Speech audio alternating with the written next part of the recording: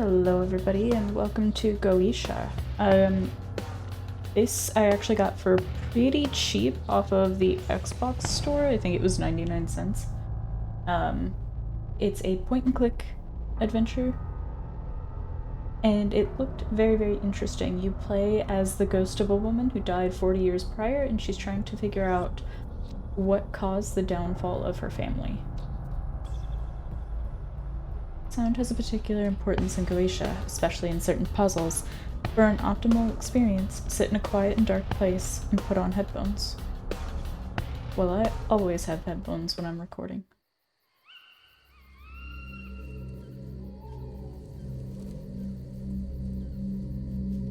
Is this a gravestone?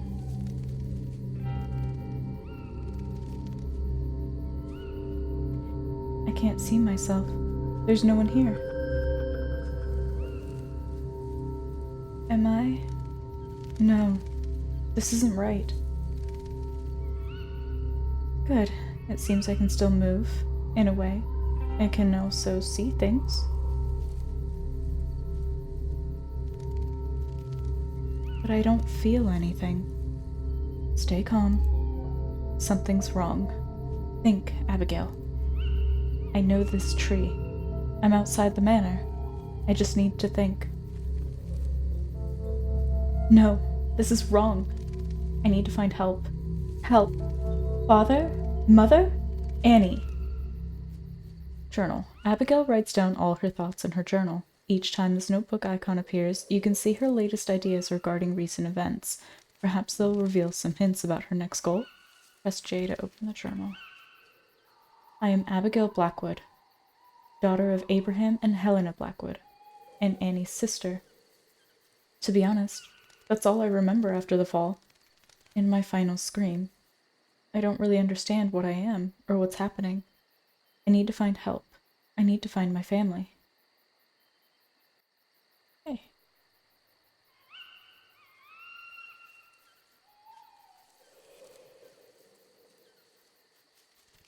By holding control, you can highlight every noticeable element in the scene. The magnifying glass will appear on every interactable object. Got it. That's strange. There's a hexagonal shaped carved. Shaped carved? Oh my god. That's strange. There's a hexagonal shape carved out of the pedestal. I'm never going to be able to say that smoothly. As if something had been taken out. I don't think I saw that before. The gate is closed and covered in rust. How can I open it? Unless maybe I could go through it? I'm sure you could, considering you're just a little specter. I remember the path to the village, but I'd rather stay here for now. I don't think I'm very presentable at the moment. You know, that's fair.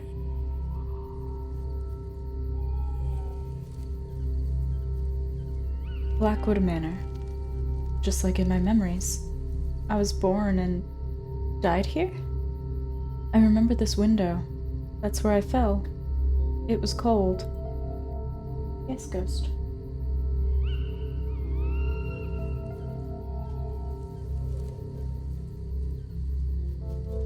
No leaves on the tree. We're still in winter, but I don't feel cold.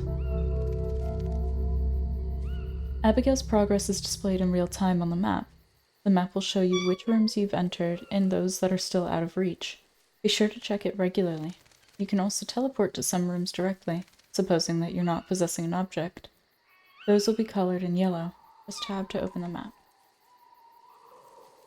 Got it, so you can teleport straight to them. Ghost. What's the matter?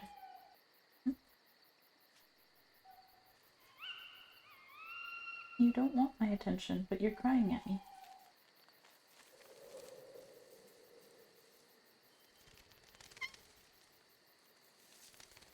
A light? Maybe there's someone there who can help me. Oh, I can just go straight up? Ben-Hur, A Tale of the Christ, by Lewis Wallace. Leaving a book out of its shelf isn't in Annie's habits. These walls clearly don't want anything to go through them. Is there a way to get through?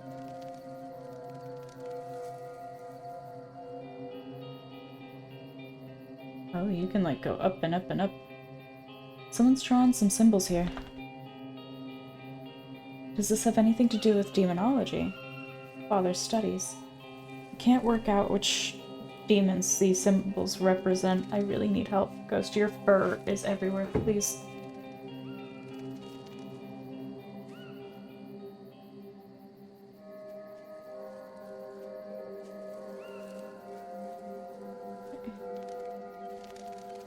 He was here. I fell out of this window. It was an accident, but I clearly remember falling there.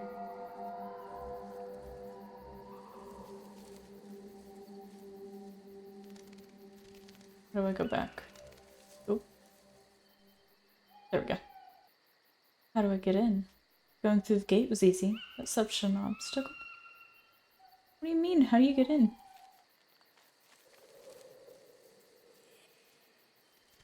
Let's say you can just go. Impossible. It's terrifying, but rather handy.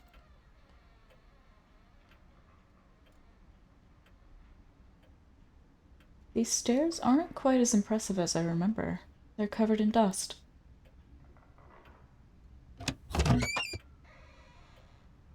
Who could have drawn this map? The names remind me of Father's studies, but he would have never taken this document out of his office.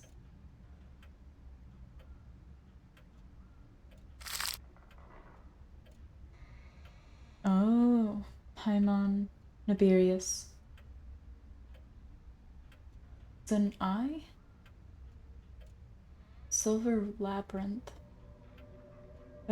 Eldritch, not Eldritch, Forest, and Malphus. Fields of Stone. Each note, journal, book, and poster you read is stored in the codex. No need to retrace your steps. Everything's here. Glorious. C to open the codex. I see. Damaged tableware. The manor seems abandoned. I don't understand.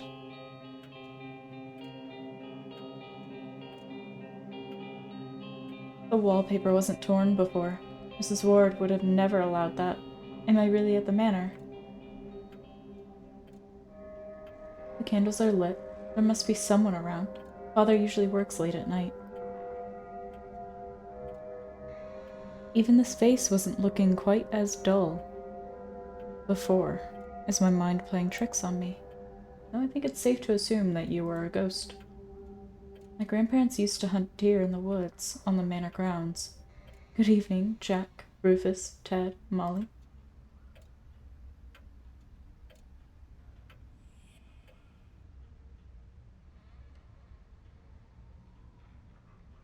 A small part of grandfather's mineral collection. Everything is so dilapidated.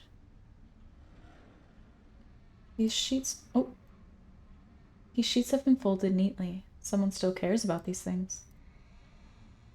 A view of the manor in the fog. Something about this painting troubles me, but I can't tell what. Frankenstein by Mary Shelley. Something's written in the margin. Property of Alexander Hodgkin. That name's new to me. Father's office. His safe haven. The place where he did all his experiments, esoteric or otherwise. I like this place. If Father's at the manor, this is where I'll find him. But can people see me? I won't be able to talk to him. And what will he do if he somehow recognizes me? Everything's so inconsistent. Different, but also similar. Maybe I should find more hints about what's going on before I see him.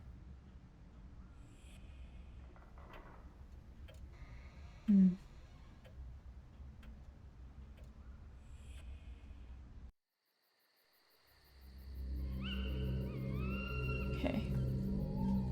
That's everything there was here.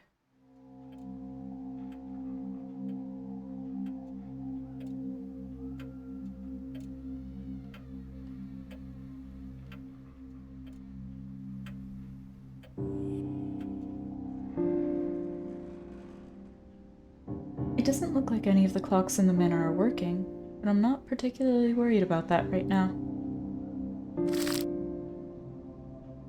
Whoa.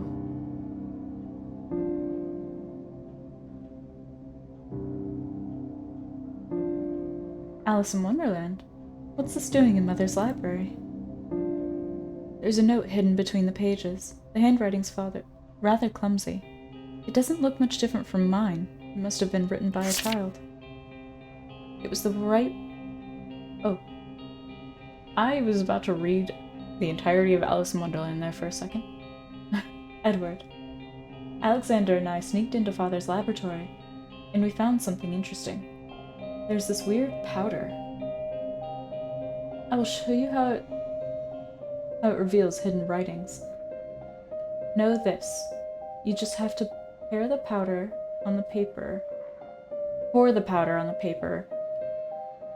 to reveal the ink. Alexander told me to keep some of it. Now we can start writing coded messages. R.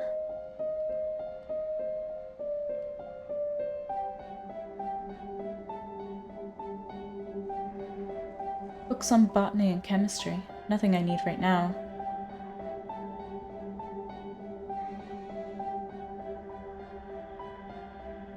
Mother's favorite cane.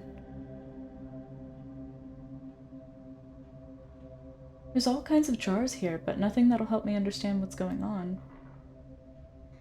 I've never seen this dresser open. I think Father was hiding important documents inside. Can't open it. One of Father's most disconcerting hobbies, collecting keys for which there's no keyhole. Oh. Why would anyone hide the Virgin Mary behind lock and key?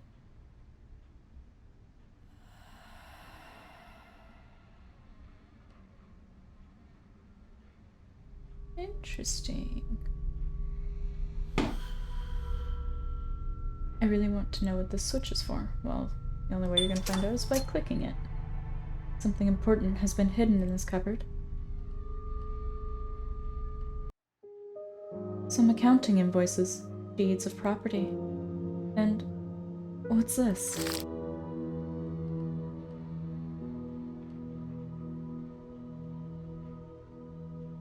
"24th of October, 1939, in Oak March.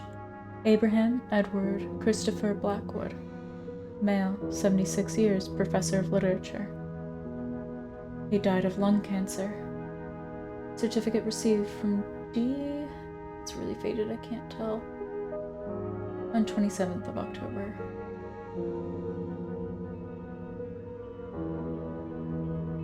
So her father died in 1939.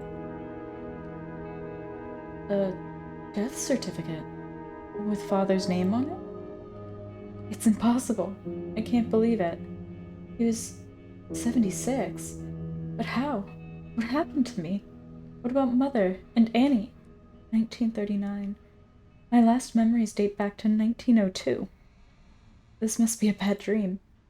So much of this doesn't make any sense. I need to understand what's going on. Father's office. He must have taken notes. Maybe his research can help me. I never really liked newspapers. Wait. 2nd of February, 1941? No, that can't. It's been 39 years? That's impossible. This is a nightmare. Okay. These walls clearly don't want anything going through them. These don't look like Mother's plants. She always liked flowers better. Someone's been looking after them, though. Different plants, different books. Something is going on here. Okay. So tab, we should be able to... You just teleport here.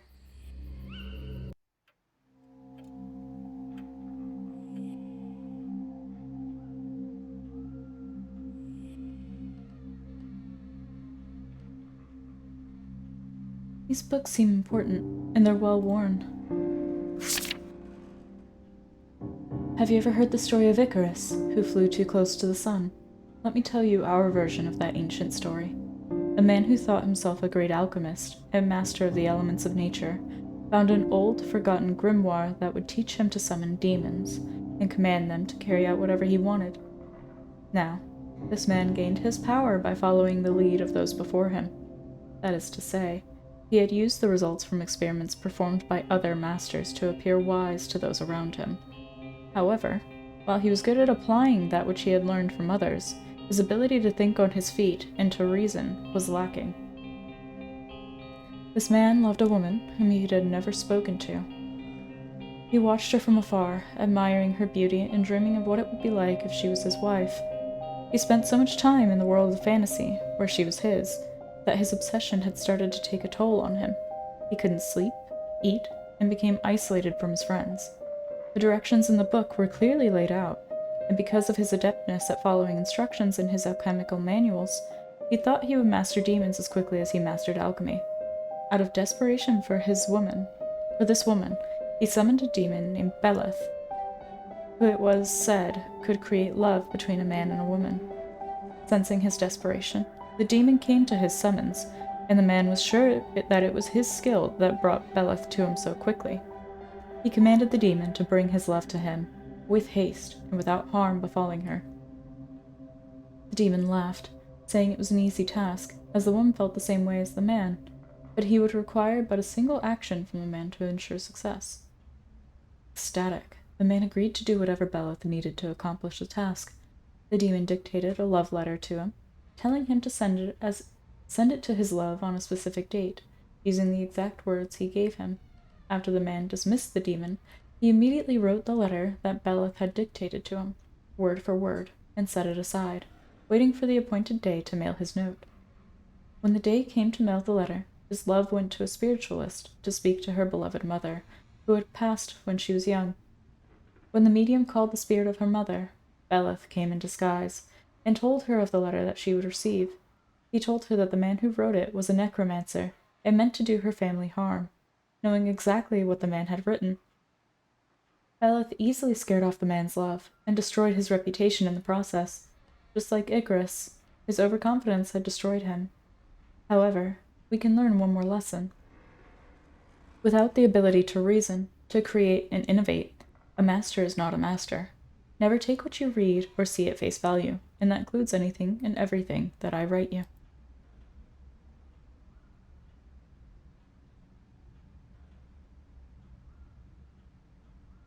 This one looks different. The building and renovation of churches. I think I remember hearing about a chapel in the woods near the manor. Looks about magic? Not a science I'm familiar with. Father may not have been fond of horses, but the statuette is gorgeous. But I don't remember it either.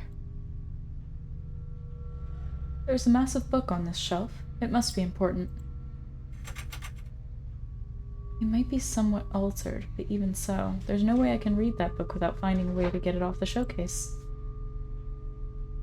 The showcase is locked, and I can't get this book off the shelf. I don't recognize Father's handwriting on this notebook. Writing a journal had never interested me up until now, but these past few days, I felt the need for it. All of these things are crowding my mind, and I can rarely sleep. I found Father's precious notes for today.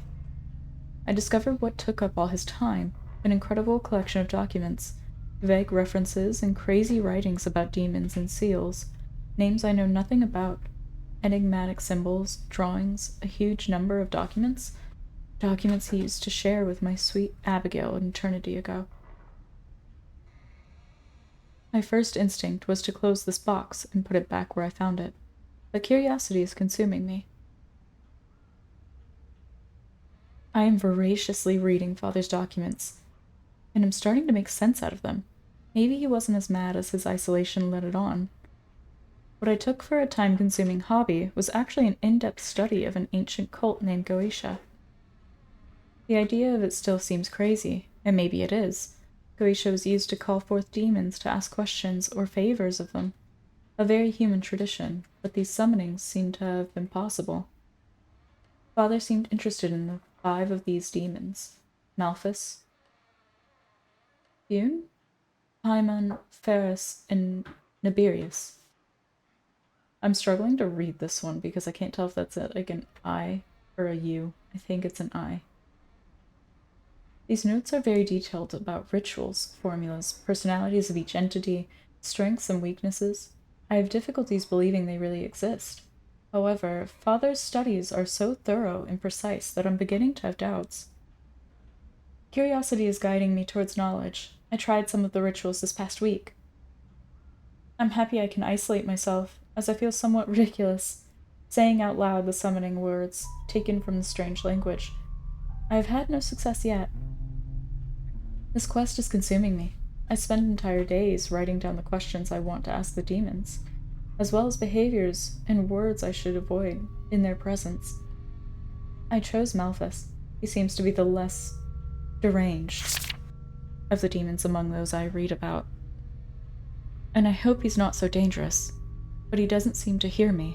I'm growing desperate. War is coming. I can feel it. The people of Oakmarsh are different.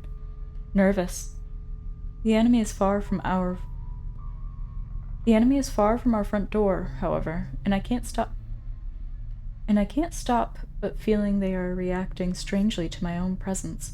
I couldn't explain this feeling.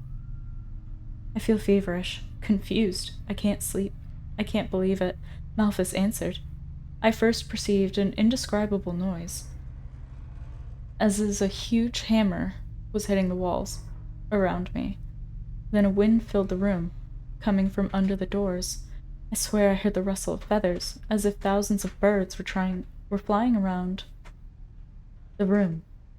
When he started speaking to me, I froze, too stunned to utter a single word. This demon is particularly charismatic. My first thoughts went to my beloved sister Abigail. Would have been so impressed, astonished, moved. I asked the questions I craved answers for. Was Abigail with him? Could he find her?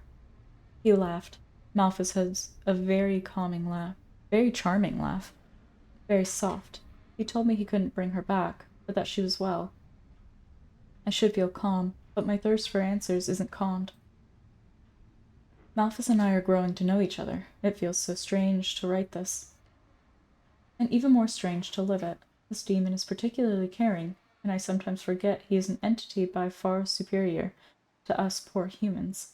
It seems I am for him a welcome distraction. He has had little occasion to talk with the living these past 5 millennia.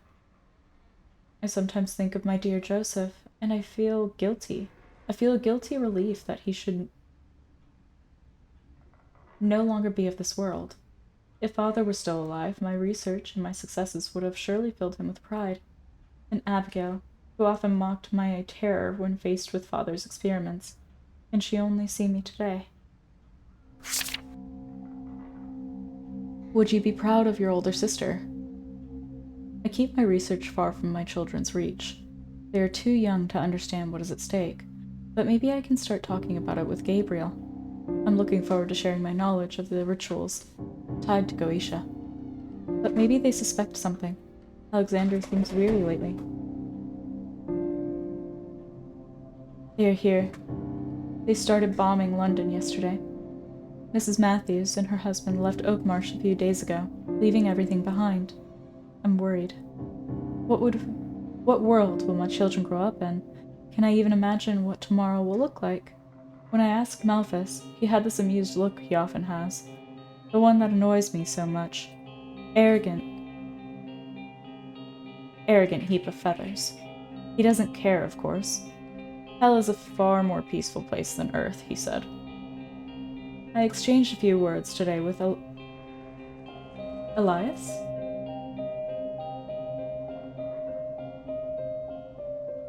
I don't think that's exactly how that's written. The vicar. I couldn't stand not sharing my research, but his reaction surprised me. He told me he had been eagerly awaiting this day. Who other than me could know so much about this subject? The vicar offered me his help. How could a man of God conduct such research, trying to call forth demons? I think I'll accept his offer. I only browsed through some of my father's work, And demonic invocation is only a small part of the Goetia, and I can't count on Malphus, who refuses to answer my questions on the subject. But that malicious bird can laugh as much as he wants. I'll get my answers. Oakmarsh is now empty. I have a ghost town at my door. Goetia isn't a discreet art, and I suppose the last rituals convinced the bravest of them to leave their home. Let them go. I don't need their idiotic prejudices. When our enemies will be at our door, at least I'll have something to welcome them with. Gabriel, my sweet Gabriel, I was sure you'd understand. I love you so much. Robert, Edward, I hope you'll understand the importance of this quest. There is no hope left. I won't be here when these disgusting invaders arrive. But let them try and get close to my children. They'll regret it. Come and colonize Oakmarsh. See what I care. None of these short-sighted villagers supported me when I needed it. They don't deserve to be remembered, but if they come inside Blackwood Manor, I will rain down hell on them. Thank you, Anton Elias, Pastor, from the bottom of my heart. Thank you so much. Everything will soon be ready. I won't be here to see the world crumble. You don't look as arrogant and mocking as before, Malphus. Don't worry. I'm not heartless. You won't be alone. A few friends will join you. The spell is sealed. Abigail, please wait for me. Hear me. Heed my call. Well, that certainly sounded malicious. Pencils, notebooks, and newspapers. Alrighty, I think that is all I actually have time for today. I don't really know how to save. I think it does it automatically. But we will continue from where we left off next time. As always, thank you so much for watching, and I will see you when I see you. Have a great week. Bye!